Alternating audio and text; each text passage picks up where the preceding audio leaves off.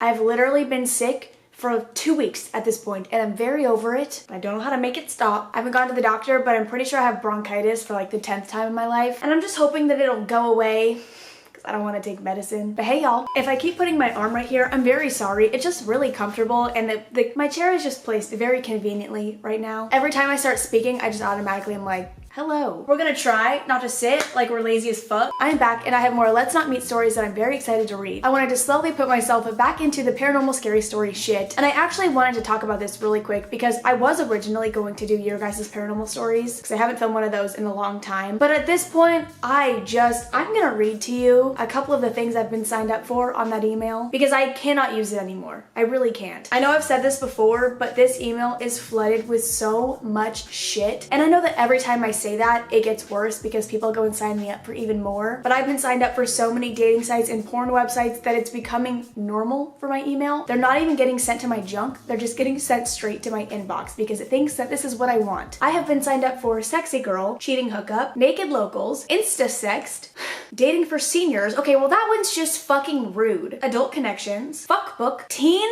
massage porn. That's not even legal. Married but prowling, cougars play, hush love, mega fuckbook, mature hookups, cheaters fantasy, anal sex mate, and you get the fucking point. I have been signed up for so many different things that it's crazy. And that doesn't even include any of the hentai that I've been signed up for. Moral of the story, I can't use this email anymore. What I wanted to do is set up a subreddit, but I tried to set it up today and I don't have enough positive karma on Reddit. So I'm going to post something on Reddit, just like a dumb post. If you guys could go upvote it so I could get enough positive karma to make a fucking subreddit, that'd be amazing. I'll have the post linked in this video. I'm pretty sure the only requirements is that your account is 30 days old, which mine is. I've had Reddit for forever. And then you have to have positive karma. I don't know how much, but I'm assuming after this video, if you guys all go upvote my post, whatever, then I'll be good to go. And then once I get all my positive karma, I'll make a subreddit and it'll basically just be all of your guys' stories. So that way too, you guys can go through and read them if you want to, because I know I can't get to every single story. So you guys will have access to all of them, which I feel like will be really cool. A lot of people gave me this idea, so thank you to everybody who suggested this to me. Just need that positive karma, then we'll get to go. But anyways, I'm gonna read Let's Not Meet stories today. I have a couple of them picked out. And the reason I picked like 2 of them is because I have stories of my own that I wanted to talk about with them. So this is probably gonna be a longer video. I know you guys don't mind. And I've been talking enough, so let's get started. The first one I wanna read is a story from like this last weekend, so I'm gonna tell that one first. I mean, honestly, the story has nothing to do with it, but the title kind of reminded me. Also, I was watching someone else's video because a girl that I watch actually reads Let's Not Meet stories, which I didn't even know that. And she doesn't read the titles of them first because she doesn't want to give anything away. So I'm gonna try that in this video. I'm not gonna read the title, but I will have all of the stories linked down below like always.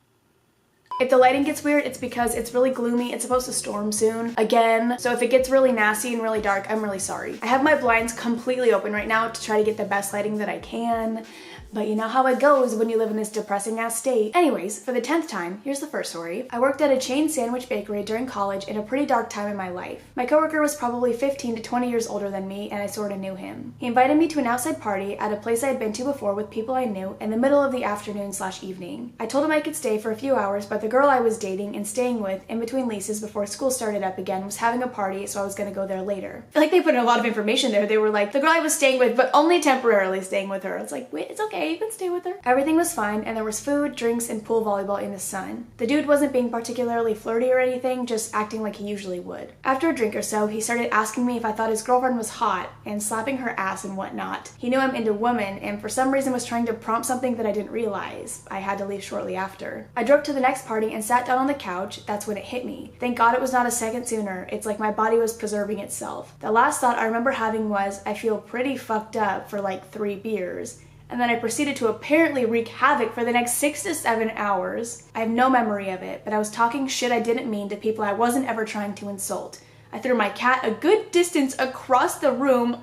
I'm told it still makes me really sad occasionally, and I go cuddle him. Oh my God, your poor cat. I fell down an entire flight of stairs face first and bloodied myself up pretty bad. And I guess I was being overly emotional and acting ridiculous in general, which is how one might act when drugged. I had been staying with this girl for at least 2 weeks, and we had been dating for at least 2 months. She had drank with me before, and she should have known something was severely wrong. Instead, she assumed I was being insane, and at 3 a.m. she drove me in my car to the street I used to live on, next to the apartment I had just moved out of, and took my keys and ran. What a fucking bitch. She then called the cops on me and several cars pulled up exactly when I became conscious of my actions and I was trying to figure out where I was, how I'd gotten into that situation, and where the hell my shoes were. The cops started yelling at me. What are you doing? Who hit you? Who hit you? I was so confused. I had no idea what they were talking about. I didn't know about my escapade with the stairs yet, so I didn't even know that I was bloody. That question really caught me off guard. They continued to bombard me with more questions I couldn't answer, and thank the Lord I had a friend that lived on that street across from the apartment that I knew only because I saw him smoking once and went to smoke with him. I called and he answered the phone and came to my rescue. The cops let me flee into his house and berated him about where I was sleeping and what he was doing. All the while, ever since I left the party, texts were coming in repeatedly from the coworker asking to meet up, asking about fucking him and his girl. I know it was him who slipped me something. He was the only one near me at the party and the only one who attempted anything like he did the whole night. The next day, the girl I was staying with was going to throw all of my stuff onto the curb and throw me out because she thought I was crazy, but when she described to me what happened, she could tell I had no memory of it all and that I really was drugged. The only thing I ever did about it was talk to my manager so I could try to not get any shifts with them. So glad your drugs hit me at the wrong right moment, fucker. Let's not meet again. First of all, I actually cannot believe that your friend or girlfriend actually ditched you at that moment. If I was completely out of it and any of my friends ever left me and like called the cops on me, dear God, I would never speak to them again. Especially because she should know how you act. Like you said, you had drank with her before, you'd been dating for 2 months. But I wanted to talk about the roofie thing because this last weekend, I actually went down to Austin just for like a day and we went to 6th Street on Saturday night and I'd never been to 6th Street before. And if you don't know what that is, it's basically just this huge street just full of bars and drunk people, and it is packed like every weekend. I was really excited to go because I love drinking and there's a place that I go here in Dallas, it's like a strip of bars, and so I thought it would be kind of similar but there'd be more people. Oh my God. It was literally my worst nightmare come to life. I'm not fucking kidding. You guys know I'm so fucking paranoid all the time. I'm just scared of people. And when I go out normally, it's like people my age. Like the crowd is very calm and it's fun and I don't really have to worry about anything. I've had a couple weird incidences where I feel like somebody's looking at me strange or there's been a weirdo at the bar, but it's never been this just like overwhelming fear of me being where I'm at. But as soon as we got to 6th Street, I was incredibly anxious. There were way more people than I could have ever imagined, and they weren't people like my age. There was a lot of older people, a lot of homeless people, because I know it's like 6th Street is the party street and then 7th Street is where a lot of homeless people live. And so it was a lot of homeless people, but they were very strange and I feel like they were potentially on some, I don't know, I just feel like everyone there was up to no, I don't even know how to describe how exactly I was feeling, but I felt like every single person was looking at me like I was bait. Is bait the right word to use there? We're gonna go with bait. Like they were gonna kidnap my ass or they were gonna do something. And the couple bars that we went to, it wasn't even fun. It was like the music was way too loud and I was like, the drinks were way too expensive for what they were. I would get a vodka Red Bull, it'd be all Red Bull, it'd be like $10, whereas the places here I can get it for like $2 and it's all vodka. So I don't know, I just was terrified the whole time. I also got into like a couple fights with a couple men because they were pissing me off. People were just so mean, or that's what it seemed like. Everybody just seemed so pissed off. They just all seemed like angry drunks. Like, be a happy drunk, please. That's all I ask for. I'll just tell you one story out of all of these because I don't need to go on a rampage about all the men I tried to fight because I'm literally 2.5 pounds and I'm not intimidating, so the stories don't really matter because most of them just ignored me. But there was this girl getting into an Uber and I don't know if she was fighting with her boyfriend or whoever this guy was, but he like grabbed something off the floor. I don't know what it was, but it was like a thing. It wasn't just like a rock or something. It was like white and it was kind of big. And he chucked it at her as she's getting into the car. And so I was like, what the fuck? Because if I see that shit, like I'm not okay with that. I don't care what the fuck just happened. Don't throw it at her. And so he's like, fuck you. And I was like, no, fuck you. He's probably just thinking, who are you, you annoying little bitch? And so then he looks at me, ignores me, and he turns to his friend and he goes, I threw it at her. And his friend said something and I was like, imagine being a piece of shit. And the one guy ignored me, so I turned around to his friend and I was like, imagine being a piece of shit. And then he walked away and nobody gave a fuck about me. I was trying to stand up for the random girl getting into the Uber who got things thrown at her. It was fucking rude. But yeah, 6th Street was terrifying. I thought I was gonna get roofied everywhere that I went. And people had told me stories, like one girl we went to dinner with that night, she was like, be careful because I've gotten roofied on 6th Street and so is my friend. And so I was like, okay. I'm not into this. I was terrified. But yeah, the roofies in the story reminded me of my story, and I wanted to tell you about my experience because it was horrible. I had so much anxiety that night. I hate it. And now we're moving on to the next story. Okay, so they said, while I was at school, I decided to get a job at a small grocery store in my town. My manager was flexible with my schedule and I needed the cash for gas. I got trained by this guy who kind of gave me weird vibes, but I figured he was just super socially awkward. Eventually, I got pretty comfortable being around him, and in fact, I would ask him for help with anything I didn't know because he knew everything there was to know about the job. A couple months after I started, my boss called me into the office as soon as I got in and she was crying. Another store manager was there too, and she was also quiet and visibly shook up. They told me the guy had turned himself into the police the night before for murder. There had been an infamous murder in the town over 4 years ago, where a woman had been stabbed while jogging in a trail at around 7 p.m. at night. I hate when people say 7 p.m. at night, or they say like 3 a.m. in the morning. I'm like, I know. It was a cold case and pretty much everyone had moved on from it. Apparently this guy had done it and kept it a secret for 4 years, but the guilt was finally too much. The worst part is that nobody would have ever guessed it. He was always so nice and helpful with everybody. The customers were upset by it for months. The week before he turned himself in, he bought me a cherry wine soda because I had never had it and I had to try it. It took me a long time to be able to wrap my head around this. It's scary that you never really know who you're around and what they're capable of. I thought that one was really interesting because I say that all the time, that you never really know the people that you're around. And it's scary to think about what people have done around you or what people have gone through around you because you really have no idea. This was a shorter one, but I thought it was interesting, so I wanted to read it. You know, I'm just huge on don't trust anybody because I'm a paranoid bitch. Okay, this is another short one, but I have a story to go with this one, and then I'm gonna read one more. This isn't something that happened to me, but something that happened to my best friend. This happened only a few weeks ago. Here's a little backstory. My best friend walks her dog all the time on this trail. It's a trail in a public park. She pulled into the parking lot and got her dog out of the car without an issue. As she was walking over to the trail, she noticed a man standing a little back in the woods staring at her. She was standing right by the entrance to the trail. The world's biggest truck. Bitch, go! Move. Do you hear this? Stupid ass. Anyways, she said he was a man in his mid-20s. She thought he had a dog and that maybe the dog was going to the bathroom. As she got closer, she realized he didn't have a dog. She was maybe 10 to 15 feet away from him and he still stared at her. He didn't say anything to her. She felt uneasy and booked it back to the car. He followed her back to her car. She quickly got in and locked the doors, and he started banging on her window, 0 to 100. She couldn't make out much of what he said. She drove off and called the police. They asked her if she spoke to the man, and they didn't seem to take it seriously. They finally said they would send somebody out to look. It scared the hell out of her. She hasn't seen him since, thank God. I hope he was caught because he could stalk another girl. Whoever the hell this creepy guy was, I hope you never meet my best friend ever again. Okay, and I have a story. I don't know how the hell I forgot about this. It's not like the most exciting story in the entire world, but I just can't believe I've never talked about it because I tell you guys the most insignificant stories, so I have a story for you. When I lived in Arizona, I loved hiking. I would pretty much hike. I mean, like every single day that I could. And there's a trail on Camelback Mountain. If you live in Arizona, you know what Camelback Mountain is, but it's just this really intense trail. It's really fucking hard, but I would go there because I wanted to try to get better at it. Like there's literally one part of the trail where it's so steep that there's a rail that you have to hold on to. You literally feel like you're rock climbing. And so there was one day I went up there, but I didn't feel like hiking necessarily. I think I just wanted to get out of my house for a little bit, and it's really pretty up there. I wanted to like get out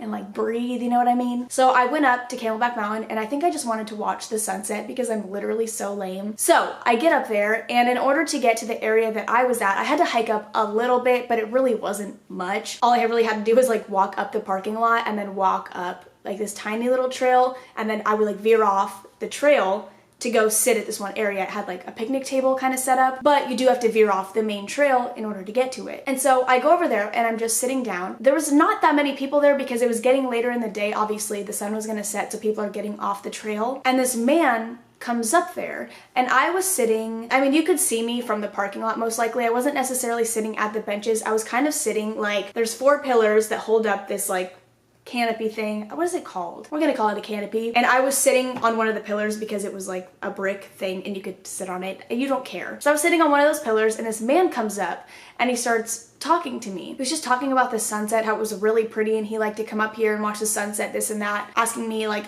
why I was up here, if I just had gone hiking, whatever, just small talk, casual conversation about where we're at. But it was really strange, and I think he could tell that I didn't really want to talk to him. I had headphones in too, and usually like when I have headphones, people don't speak to me because it's like I can't even really hear you, and if you are talking to me, I have to be like, what? I was also, keep in mind, pretty young. I mean, I was in high school, but I look really young now, and I'm 24. I was probably like 17 or 18 at the time, so I looked maybe 11, and this man is just like trying to casually, I don't know, it was strange. He was probably in his 40s, I want to say. But I was still sitting on this pillar, and when he had first gone up there, he was standing just near the entrance to the little picnic area, and then he would just slowly get closer to me. So he would sit down, and then he would like stand up for a couple seconds and like, you know, stretch and shit, and then he would get closer to me. And like he had stopped talking to me at this point, so it was just silent, and he's like scooching over. And it's not a huge area, but it's a pretty big area, so it's pretty obvious when you're like making your way over. I got really uncomfortable, and there was nobody else in the area at all, and pretty much all of the hikers had gone. But I was scared to get up because I'd have to walk right next to him to leave, and I'm just anxious and awkward, and I wanted to watch the fucking sunset. So as the sun was going down, I was like, okay, I need to leave. And so I get up and I have to walk by him, but I tried to walk around instead of walking through the picnic area. So I kind of like hop off and walk through the dirt, so I'm not on like concrete or anything like that, not on a trail. I'm just like walking through the desert, and then I get onto the trail and I walk back. And as I'm looking back, I just keep looking at this man, and literally as soon as I'm like in the parking lot, he leaves. Like he leaves that area, and I'm like, what the fuck? Because the sun hadn't even fully set by then, so if he was there to watch the sunset like I was, wouldn't he want to sit up there until it was like done? I don't know. I don't think he like followed me home or anything. I'm fine, nothing happened, but I just thought it was a weird scenario altogether. It made me really uncomfortable. I just can't believe I forgot about that. I feel like I push all these scary things out of my brain, but I don't know what my life is. Now I'm gonna tell the last story. Okay, so they said this happened to me on Thursday, April 25th, and I can't shake off how terrifying and strange it was. So I was home alone, getting ready for my 12 o'clock college class that morning, and I opened my blinds to let some natural light in. I glanced out my window to see a man in his mid-30s wearing a baseball cap roaming around my property, with his hands on his hips, walking with a lot of weird confidence. Our yard is kind of like a cliff, and it looks over onto our 5 acres of property down below. I live in the PNW, so it's a pretty scenic view. I was really confused and thought maybe it was a worker that my mom had hired for our renovations on the house, admiring the view. I'm a little bit uncomfortable at this point because the dude walks to the side of the house out of sight. I head upstairs to see him now roaming around my front yard and my driveway, looking at things, checking out my house, etc. He still hasn't seen me at this point. I call my dad and ask him if we hired anybody to come by the house, and he says not that he knows of, and tells me to go call my mom and ask her, and then to call him back. I'm waiting for the call when I notice this strange dude's car. It's a white Honda with no license plate, just parked parallel to my front door. The dude still hasn't seen me, and he's still wandering around, so I take this as an opportunity to remember that we have a security system, and I armed it. So if he did try to break in, it would immediately alert the police. If this was some sort of professional or worker, he would have rang my doorbell or knocked at least once. He did neither. Just then I get a call back from my dad saying neither him or my mom hired anybody to come by today, and that I need to call our local police station immediately. I went back downstairs after making sure to lock every door and window upstairs and called my city's police station. I explained to a woman on the other end what's happening, and she decides that she's not going to send an officer out and instead give me a number to call their emergency dispatch line and told me to talk to them. I call the number she gave me, and immediately I get an automated message saying, "Thank you for calling my town's name non-emergency hotline. Nobody is available to take your call right now. If this is an emergency, please hang up and call 911. What the fuck? I had a dream one time. I remember this. I had a dream that I called 911 and nobody answered, and I literally was like, I get that you're busy as shit, but I'm dying. How do they just not answer your phone call? That's just not a thing. They can't do that. That's illegal. Somebody arrest the police. At this point, I'm really irritated because 15 minutes has passed, and the weird dude is still lurking around my house while I'm home alone, and apparently that wasn't enough to warn an emergency to the lady I called at my local police department. I hung up and decided to call 911. After getting in touch with the 911 operator, I was asked a series of questions about his appearance before they would even alert officers near me to start heading towards my house. The whole thing seemed really weird. Nobody was in a hurry to have officers come up to my place when I was a young girl home alone with a strange dude. I asked the officer if I could stay on the line with her when she finally, after what seemed like forever, alerted police to come to where I was. She agreed. I went back upstairs to check on the weird guy, and he's now sitting in his unplated Honda, either listening to a radio show extremely loudly or on a phone call with somebody through his car. It was a very prominent, loud male voice coming from the car. Then all of a sudden I hear the tone you hear when someone hangs up on you, and the operator was no longer on the line. I was really confused when my thoughts were interrupted by an unrecognized phone number calling me.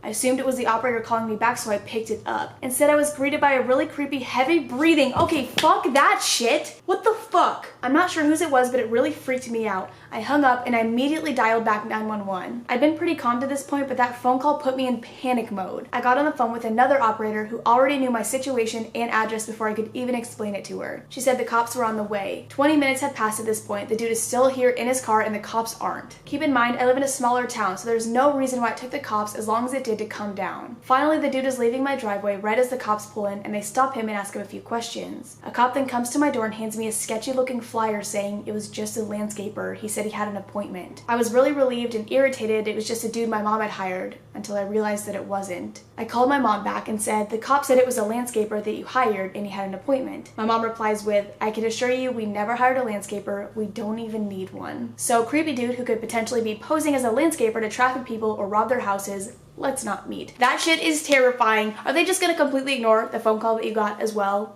Hello? I hate the stories where cops basically just think you're being incredibly dramatic. I get that some of us are dramatic bitches, but like take us seriously for 2 seconds please, because we're genuinely terrified. Nobody's gonna calm down and it's not gonna help the situation if you act like they're stupid or you act like they're fine, nothing's gonna happen. Because they genuinely think, yes, something is happening, I'm scared and I'm in danger. So treat them as such. And then if nothing happens, nothing happens. But like do your job. That shit pisses me off. But I hope you guys enjoyed. Remember to go to my Reddit link down below and give me some upvotes so I can get that positive karma. So we can get the paranormal stories back. If you've already sent me your stories, I'm very sorry. I really can't go through the email anymore. Just copy and paste the story if you can find it. But I'm totally fine with you guys resending me your stories. I actually would love if you would resend them to me because I'm sad that I didn't get to read them all. And then again, I love the idea of all of you being able to see everyone's stories and not having to wait for me to read them or me, never actually getting to every single story. As soon as that is done, I will try to get those stories back as soon as I can. But anyways, I love you guys and I will see you in the next one. Bye. Okay, also, can I talk about my hair for a second? It was so dark when I dyed it like a month ago and it's faded to a really nice color. It's kind of like a light reddish brown, which I really like, and honestly that's kind of what I was going for when I dyed it anyways. I just don't understand how it faded so quickly. I mean, it's literally the color that I wanted. I don't know why I'm complaining. But then I look at pictures with dark hair and I'm like, damn, I want to go back dark, and I hate that I want to dye my hair again. But technically it's been a month, so most people would touch up their hair by now. Just saying. But I'm gonna try not to, because I like it and I don't want to fuck with it, but at the same time I'm way too impulsive, so I'm gonna try not to dye my hair. All right, see ya.